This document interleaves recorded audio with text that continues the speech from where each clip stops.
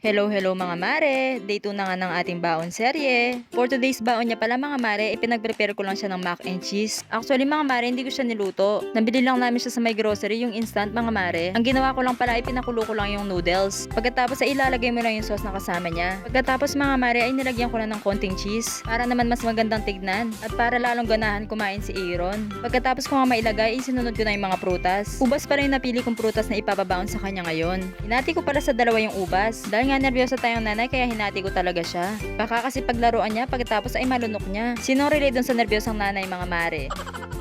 Pagkatapos mga mare, nag-add lang ako ng fudgy bar. Hindi ko pala nilahat yan mga mare, nag-slice lang ako ng 3 slice. Para naman may konting tinapay yung kanyang baon. At para rin makapag-share siya sa mga classmate niya. Alam niyo ba mga mare na nag-enjoy ako sa paggawa ng baon ni Aaron? Dati kasi mga mare, puro instant lang yung pinapabaon ko sa kanya. Yung mga biscuit, yung nakapack na. Actually mga mare, kay Aaron talaga nag-umpisa yung paggawa ko ng mga baon niya. Nung mga nakaraang araw kasi nag-request siya sa akin na magbaon siya ng kanin at ulam. Dahil nga daw yung ibang classmate niya ay nagbabaon ng kanin at ulam. Pagkatapos ay nagkaroon din ako ng mga idea nung lumalabas na sa FYP ko yung mga baon serye ng ibang nanay. Kaya ayun mga mare, ginaya ko na rin. Nakaka-enjoy pala siya mga mare. Kaya kayo mga mare, try nyo na din, nakaka-enjoy siya promise. Lalo na kung naubos niya talaga yung baon na pinapabaon mo sa kanya. At least mga mare, alam natin yung pinapabaon natin sa kanila. Dahil nga tayo yung nagpe-prepare ng baon nila. Hindi ko talaga pinapabaunan ng pera si Aaron dahil hindi ko alam kung anong pinagbibili niya sa school. Kung hindi ka naman busy nanay mga mare, mas maganda talaga kung tayo yung nagpe-prepare ng baon nila. Sa dami ng dinadal ko mga mare, hindi ko na nasabi sa inyo kung ano pa yung nilagay ko. Naglagay lang pala ako ng 2 OPAP at saka isang Vita Cubes. Ayun lang muna mga mare, ito na yung dito ng ating baon serye. Thank you for watching, pa-follow, like, and share mga mare. Bye!